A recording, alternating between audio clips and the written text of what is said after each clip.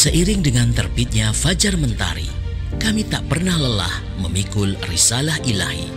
Kami jelajahi Nusantara, mengetuk pintu-pintu masjid, membersamai para jamaah Jum'ah, menyibak segala peristiwa yang syarat dengan polusi kemunafikan yang beredar telanjang bulat di depan mata.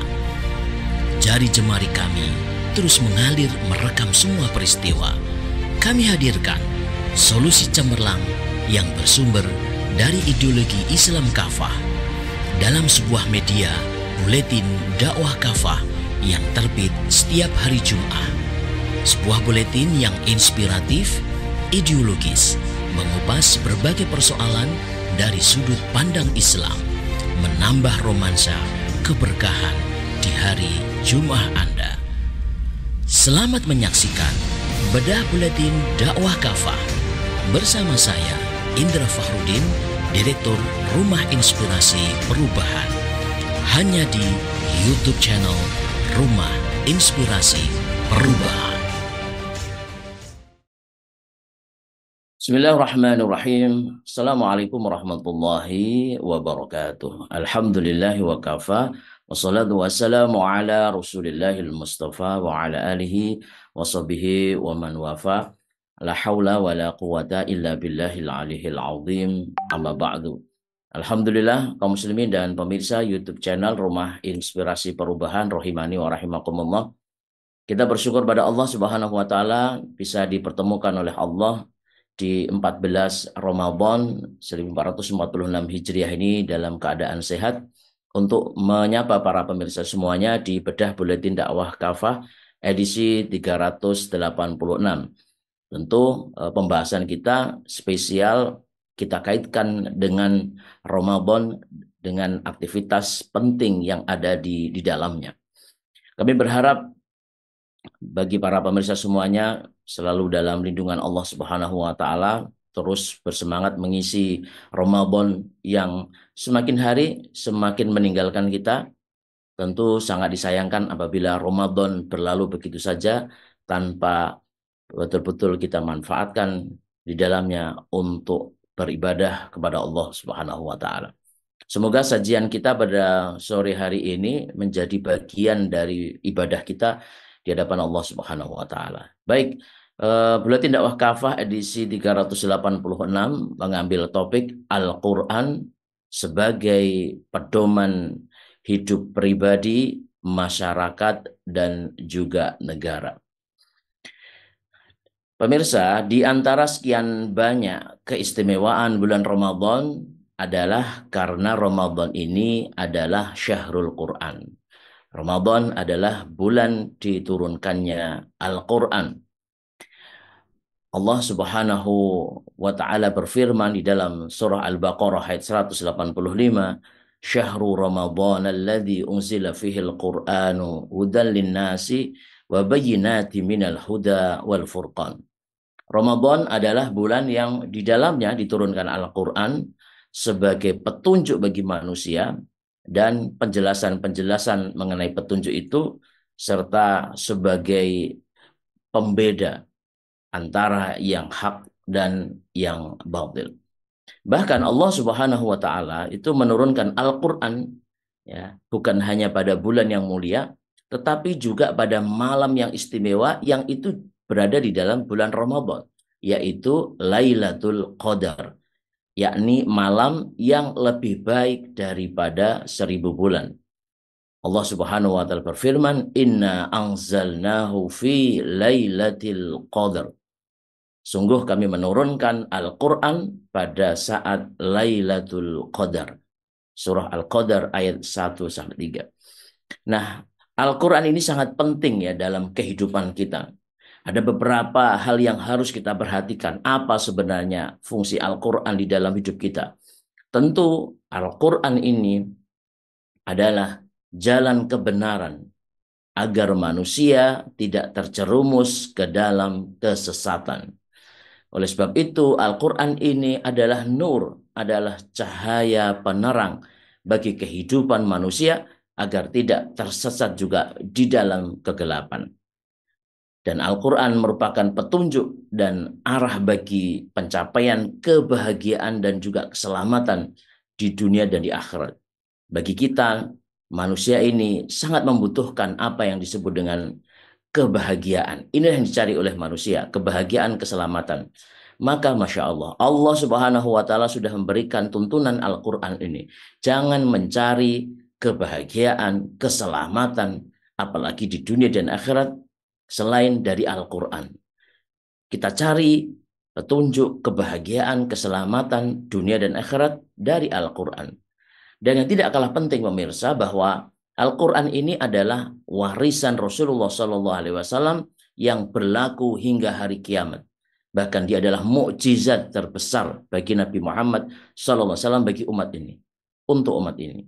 Dan hukum-hukumnya di dalam Al-Quran tadi itu tidak lekang oleh waktu dan tidak tergerus oleh perubahan zaman. Allah Subhanahu wa Ta'ala menegaskan dalam surah Al-Baqarah ayat yang kedua, "Dzalikal kitabu la raiba fih hudal lil muttaqin." Inilah Al-Qur'an, tidak ada keraguan di dalamnya. Yang Al-Quran tadi itu di dalamnya merupakan petunjuk bagi orang-orang yang bertakwa. Begitu pula dalam surah Al-Isra ayat yang ke-9, Allah Subhanahu wa Ta'ala juga menegaskan, "Inna hadzal Qur'ana yahdi lillati hiya aqwamu." Sesungguhnya Al-Qur'an ini memberikan petunjuk jalan yang lurus, ya. Wa yubasysyirul mu'minina alladziina ya'maluna shalihati anna lahum ajran katsira. Dan Al-Qur'an ini juga memberikan kabar gembira kepada kaum mukmin yang mengerjakan amal-amal soleh bahwa bagi mereka ini akan ada pahala yang besar. Pemirsa yang dicintai Allah Subhanahu wa Ta'ala, dengan membaca, menghafal, mempelajari, memahami, dan menghafalkan dan mengamalkan Al-Quran, maka umat Muslim ini dapat hidup, menjalani hidup ini sesuai dengan kehendak Allah Subhanahu wa Ta'ala, yakni jalan yang lurus dan selamat. Dan inilah yang kita minta setiap hari. Ihdinas siratal mustaqim. Namun sebaliknya, jika mereka ini berpaling dari Al-Quran, maka mereka akan ditimpa kehidupan yang sempit di dunia dan azab yang pedih di akhirat. Sebaliknya, Allah Subhanahu wa Ta'ala dalam konteks ini berfirman, "Waman a'rada an dzikri fa inna lahu ma'isyatan dhanka wa nahsyuruhu yaumal qiyamati a'ma." Jadi barang siapa yang berpaling dari Al-Quran, siapa saja yang berpaling dari az-zikri, zikri di sini adalah Al-Quran, maka bagi dia adalah kehidupan yang sempit, ma'isyatan dhanka. Dan di akhirat kelak kami akan membangkitkan dia dalam keadaan buta. Wal iyadzubillah. Nah, kehidupan yang sempit, ma'isyatan dhanka, ini sesungguhnya sudah lama kita rasakan saat ini. Sebabnya tidak ada lain karena kita telah lama berpaling dari Al-Quran.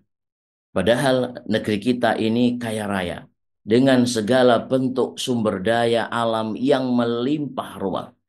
Namun semua itu seolah tidak mendatangkan berkah, malah mendatangkan musibah. Sebabnya pengelolaan kekayaan alam negeri ini tidak mungkin karena ini tidak mengikuti petunjuk dan aturan dari Al-Quran. Misalnya kita ambil contoh, ya, Al-Quran dengan jelas melarang penumpukan harta kekayaan hanya pada segelintir orang saja. Maka Allah Subhanahu wa Ta'ala berfirman dalam surah Al-Hasyr ayat yang ke-7, "Kaila yakuna dulatan bainal aghniya'i minkum." Ya, agar harta itu tidak hanya beredar menumpuk pada segelintir orang-orang kaya saja di antara kalian. Al-Quran memberikan penjelasan. Maka faktanya hari ini yang terjadi adalah sebaliknya. Sebagian besar kekayaan negeri ini hanya dinikmati oleh segelintir oligarki. Kekayaan seperti migas, minyak dan gas ini, tambang, baik itu emas, perak, nikel, batu bara, dan sebagainya, bahkan hutan sebagian besarnya dikuasai oleh oligarki. Padahal semuanya itu, sekali lagi kita ingatkan dalam media yang penuh barokah ini, dalam pandangan Islam semua tadi adalah milik umat, milik umum yang haram dikuasai dan dinikmati oleh segelintir orang. Semua kekayaan milik umum ini wajib dikelola oleh negara dan hasilnya harus dinikmati oleh seluruh rakyat. Maka demikianlah pemirsa, jika manusia itu mengikuti kehendak hawa nafsunya dan manusia akan terjerumus ke dalam lembah kesesatan dan juga kesengsaraan. Ini karena memang hawa nafsu manusia ini selalu akan mengantarkan pada kerusakan dan kegelapan jika tidak diatur oleh wahyu. Namun sebaliknya, wahyu Al-Quran ini mengantarkan kepada kebaikan dan juga keberkahan. Al-Quran akan menjadi cahaya penerang. Tentu jika Al-Quran ini diamalkan keseluruhan hukum-hukumnya. Allah Subhanahu wa taala menegaskan di dalam surah Al-Maidah ayat yang ke-15, "Qad ja'akum minallahi nurun wa kitabum mubin." Sungguh telah datang kepada kalian cahaya dari Allah dan kitab yang menerangkan.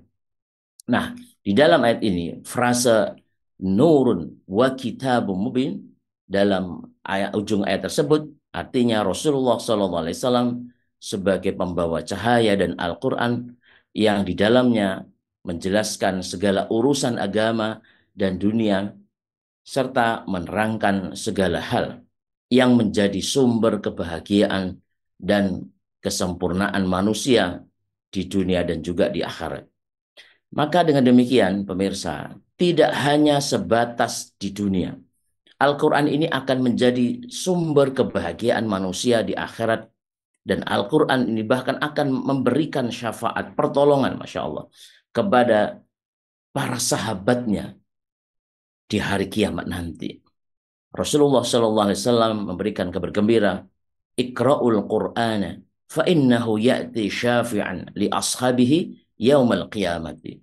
Bacalah Al-Quran itu karena ia akan datang pada hari kiamat nanti itu sebagai syafaat bagi sahabatnya pada hari kiamat kelak. Hadis riwayat Imam Ahmad. Nah, menurut Syekh Ibnu Muhammad Bil-A'lan dalam kitab beliau menjelaskan bahwa siapa yang disebut sebagai sahibul Quran, sahabat Al-Quran itu, yang akan diberikan syafaat oleh Al-Quran, maka tidak ada yang lain adalah orang yang terbiasa membaca Al-Quran, menyibukkan diri, akrab dengan Al-Quran, serta berpegang teguh kepada perintah dan larangan Al-Quran. Ini poin penting yang ingin kita sampaikan ya, bagaimana fungsi Al-Quran dan seharusnya Al-Quran itu bekerja di dalam kehidupan kita. Nah pemirsa, ada poin lagi yang sangat urgent ya, yaitu berkaitan dengan bagaimana implementasi Al-Quran ini dalam kehidupan kita, khususnya di dalam masyarakat kita. Maka tidak ada lain, negara wajib menerapkan Al-Quran. Al-Quran ini tidak hanya wajib menjadi pedoman bagi setiap individu dan masyarakat muslim. Ya. Al-Quran pun wajib menjadi pedoman dalam kehidupan bernegara. Ini karena Al-Quran adalah mukjizat yang paling agung yang Allah Subhanahu wa taala turunkan kepada manusia. Sebagaimana firman Allah Subhanahu wa taala dalam surah Al-Hasyr ayat 21, "Lau anzalna hadzal Qur'ana 'ala jabalin la ra'aitahu khashi'an mutasaddian min khasyatillah wa tilkal amthalu nadribuha lin-nasi la'allahum yatafakkarun." Seandainya Al-Quran ini kami turunkan di atas gunung, maka kamu Muhammad pasti akan menyaksikan gunung itu tunduk dan terbelah karena takut kepada Allah. Maka perumpamaan ini kami buat untuk manusia agar mereka itu mau berpikir. Menurut Imam Abu Hayyan Al-Andalusi dalam kitab beliau Baharul Muhit, ayat ini merupakan bentuk celaan kepada manusia yang keras hatinya dan tidak terpengaruh perasaannya dengan Al-Quran. Padahal jika gunung yang tegak kokoh saja, gunung itu kan keras dari batu, ya. Gunung yang begitu kuatnya terbuat dari batu tadi itu, ya, yang tegak kokoh saja itu pasti akan tunduk patuh kepada Al-Quran. Maka sudah seharusnya manusia ini akan lebih tunduk patuh kepada Al-Quran. Itu menurut beliau. Maka Al-Quran, pemirsa, tidak hanya cukup sebatas untuk kita baca ataupun dihafal. Itu keduanya sudah merupakan satu kemuliaan yang sudah kita sampaikan tadi. Namun lebih daripada itu, seluruh kandungan Al-Quran ini wajib dipahami dan diamalkan dalam kehidupan individu, masyarakat, dan juga bernegara. Sebabnya selain berdimensi individu, hukum-hukum Al-Quran ini juga berdimensi sosial dan juga kenegaraan. Sebagai contoh misalkan, ya, Al-Quran mewajibkan setiap individu muslim itu untuk berpuasa, ya, dengan perintahnya yang sudah sering kita bahas, kutiba alaikumusiyam, ya ayyuhalladzina amanu kutiba alaikumusiyam. Ya, wahai orang yang beriman, diwajibkan atas kalian itu berpuasa Ramadan. Namun Al-Quran, pemirsa, juga memerintahkan kepada penguasa muslim. Ya.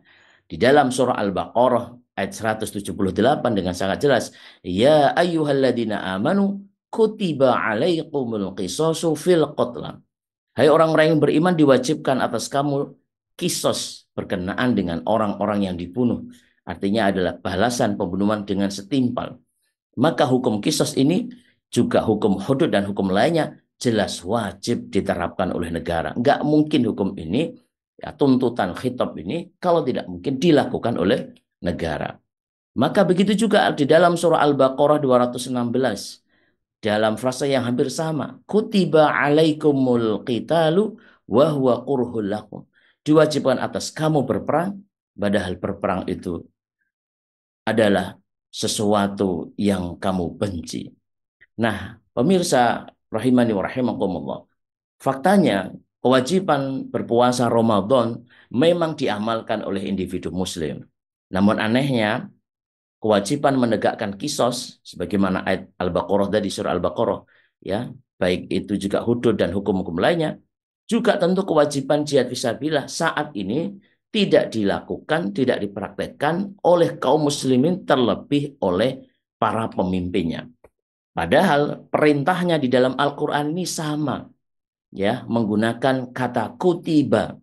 Ya, di dalam tafsir Jalalain disebutkan bahwa kata kutiba ini maknanya adalah furidho alaikum, diwajibkan, telah diwajibkan kepada kalian.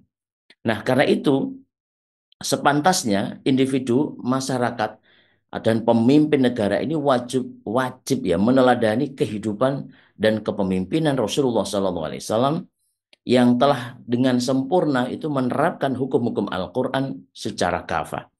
Ini memang karena Rasulullah itu sebagai uswatun hasanah. Allah pun juga sudah menegaskan bahwa seorang muslim wajib masuk Islam secara kafah. Udkhulu fis-silmi kafah. Namun sekali lagi sayang, saat ini meskipun di negeri ini ada puluhan ribu pesantren dengan jutaan santrinya, ribuan ulama, ribuan perguruan tinggi Islam, dan ribuan penghafal Al-Quran. Faktanya, Al-Quran tidak dijadikan sebagai sumber perundang-undangan negara. Namun di negeri ini justru ideologi kapitalisme sekuler dari kaum kafir baratlah yang dijadikan sumber perundang-undangan negara. Yang lebih ironis, banyak orang muslim yang menolak bahkan memusuhi syariah Islam, sekaligus menuduh para pejuangnya sebagai kaum radikal. Padahal berhukum dengan hukum Allah, ya, dengan hukum Al-Quran merupakan bukti keimanan kita kepada Allah Subhanahu wa taala. Di dalam surah An-Nisa 65, Allah Subhanahu wa taala berfirman, "Fala warabbika la yu'minuna hatta yuhakkimuka fima syajara bainahum thumma la yajidu fi anfusihim kharajan mimma qadaita wa yusallimu taslima." Maka demi Tuhanmu, mereka pada hakikatnya tidak beriman hingga mereka menjadikan kamu hakim dalam perkara yang mereka perselisihkan. Kemudian mereka tidak merasa keberatan dalam hati mereka terhadap putusan yang kamu berikan, dan mereka menerima dengan sepenuhnya. Begitu pula Allah Subhanahu wa taala menegaskan agar manusia ini tidak boleh berhukum pada selain Al-Qur'an. Karena itu berarti berhukum kepada hukum jahiliyah. Allah Subhanahu wa taala menegaskan bahwa tidak ada yang lebih baik daripada hukumnya. Dalam surah Al-Maidah ayat 50, afa hukmal jahiliyati yabghuna wa man ahsanu minallahi hukman liqaumi yuqinun.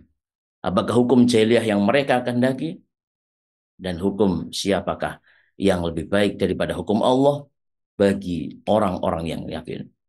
Pemirsa YouTube channel Rumah Inspirasi Perubahan yang cintai oleh Allah.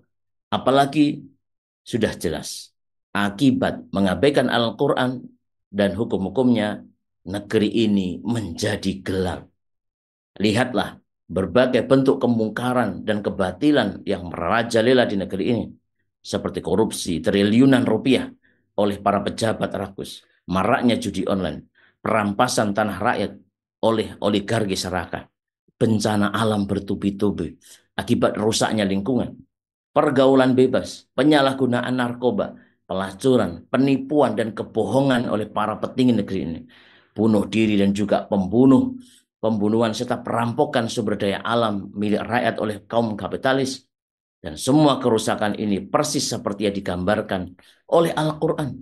Ya, sebagaimana dalam surah Ar-Rum ayat 41, "Dhaharul fasadu fil bari wal bahri bima kasabat aydin nas." Ya, dan sebagainya. Allah sudah memberikan peringatan dalam Al-Quran. Nah, kaum muslimin pemirsa, berdasarkan fakta ini, jelas negara wajib menerapkan Al-Quran secara kafah. Ini bukan hanya keniscayaan, tetapi juga kebutuhan mendesak bagi bangsa dan negeri ini.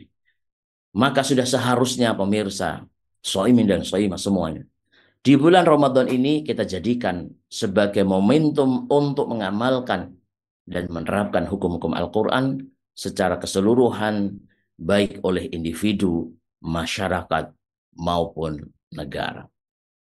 Di lembar terakhir Buletin Dakwah Kafah edisi 386 ini Allah Subhanahu wa taala berfirman, wa qala rasulu ya rabbi inna qaumi ittakhadhu hadzal qur'ana mahjura.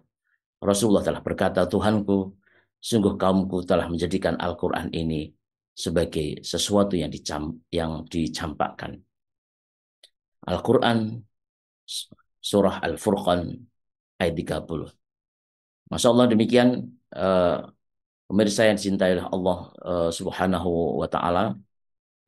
Saya kira Al-Fakir sudah menyampaikan isi keseluruhan dari Buletin Dakwah Kafah edisi 386, ya, isinya daging semuanya. Ini bulan Al-Quran, maka kita jadikan ini sebagai momentum kuat kita. Kita jadikan Al-Quran ini sebagai pedoman kita. Bukan hanya kehidupan pribadi, masyarakat, tapi juga bernegara. Sehingga kita akan bisa merasakan rahmat bagi seluruh alam, manisnya iman, manisnya hidup di dalam naungan Al-Quran. Semoga Ramadan ke depan kita sudah bisa hidup ya di dalam naungan Al-Quran, supaya kita tidak terus-menerus hidup dalam kegelapan. Mohon maaf apabila ada beberapa hal yang kurang berkenan. Semoga Allah Subhanahu wa taala menguatkan kita khususnya di bulan Ramadan ini untuk menyelesaikan seluruh ketaatan kita. Kita isi dengan banyak berinteraksi dengan Al-Qur'an. Semoga Allah menerima semua amal ibadah kita dan semoga Allah mempertemukan kita di Jumat sore yang akan datang. Subhanakallahumma bihamdika asyhadu an la ilaha illa anta astaghfiruka wa atubu ilaik. Assalamualaikum warahmatullahi wabarakatuh.